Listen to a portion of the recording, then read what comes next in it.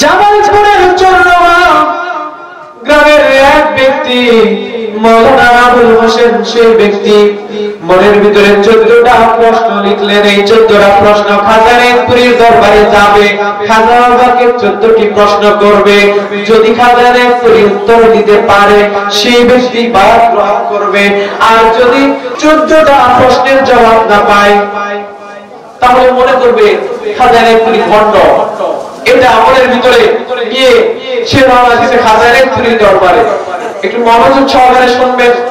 খাজা বাবা এলাইহির রহমাতুল্লাহ আলাইহি তিনার দরবারে যখন যায়, আমার খাজা বাবা এলাইহির রহমাতুল্লাহ আলাইহি বসে আছে। আমার খাজা এলাইহির রহমাতুল্লাহ আলাইহি বসে আছে। সেই আবুল হোসেন ব্যক্তি যখন যায়, আমার খাজা এলাইহির রহমাতুল্লাহ আলাইহি ডাকতে বলতেছেন, বাবা আপনি মসজিদের ভিতরে গিয়ে বিশ্রাম করেন। যখন এই কথা বলার পরে সেই ব্যক্তির আর প্রশ্নটা করা হলো না। এখন পর্যন্ত প্রশ্ন করার কোন সুযোগ দিল না।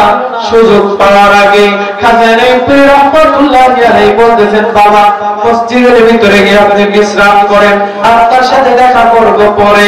সেই ব্যক্তি ঘরের ভিতরে যখন মসজিদের ভিতরে যায়, যাওয়ার পরে সেই ব্যক্তি ক্লান্ত ছিল, জার্নি করে এসেছে, ক্লান্ত মনে মসজিদের সাইডে হেলান দিয়ে যখন ঘুমায়া যায়, হেলান দিয়ে ঘুমানোর পরে ঘুমের ভিতরে স্বপ্ন যুগে দেখতেছেন আমার পীর খাজা বাবার পুরী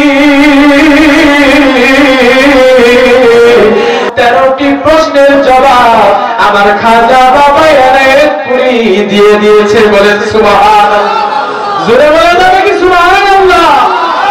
13টা প্রশ্ন যখন শেষ হয়ে গেছে, তখন সেই ব্যক্তির শরীরটা কাঁপতেছে।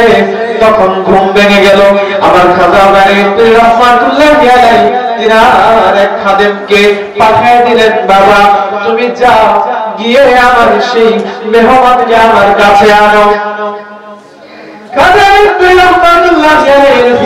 যখন সেই ব্যক্তি যায়, যাওয়ার পরে সেই মাওলানা আবুল হোসেনকে যখন কাছে নিয়ে আসে, আসার সাথে সাথে আমার খাজা বাবা রহমাতুল্লাহ আলাইহি সেই ব্যক্তির 14 নাম্বার প্রশ্নের জবাব প্রশ্ন করার আগেই দিয়ে দিছে। প্রশ্ন করার আগেই দিয়ে দিছে। রহমাতুল্লাহ আলাইহিকে 14 নাম্বার প্রশ্ন করার আগে যখন সেই ব্যক্তি 14 নাম্বার প্রশ্নের জবাব পেয়েছে, আপনারাই বলেন সেই ব্যক্তির মনের ভিতর কি চলতেছে? আমার খাজা বলতেছে, বাবা আপনার কি আরো কোনো প্রশ্ন আছে? সেই ব্যক্তি বলতেছে, বাবা যান আমার কোনো প্রশ্ন নাই, আমি পেয়ে গেছি। এই কথা বলে খাজা বাবার কদমে সেই ব্যক্তির সাথে সাথে বায়াত গ্রহণ করে। বলেন সুবহানাল্লাহ।